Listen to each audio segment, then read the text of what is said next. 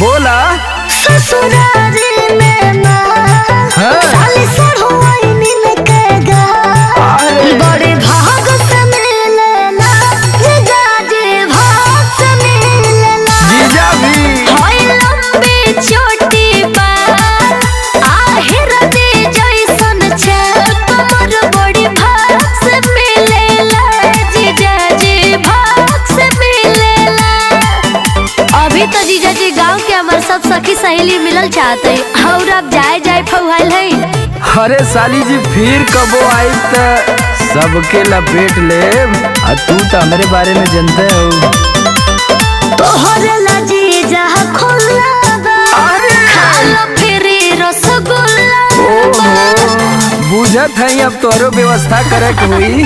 हो गई लू सया बोलिया छुरी